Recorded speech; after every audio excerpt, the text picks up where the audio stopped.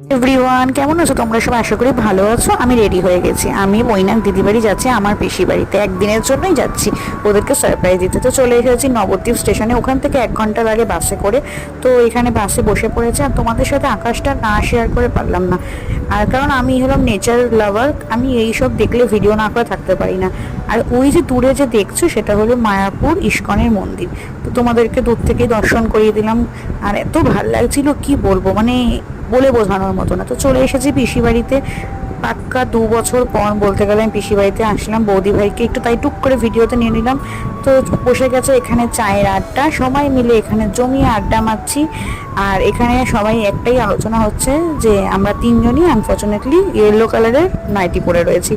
তো বাঙালি বাড়িতে আড্ডাটা মাস্ট। আর তাই একটু কম ব্লগ করতে পেরেছি, কারণ সবাই জমিয়ে অনেক গল্প করছিলাম।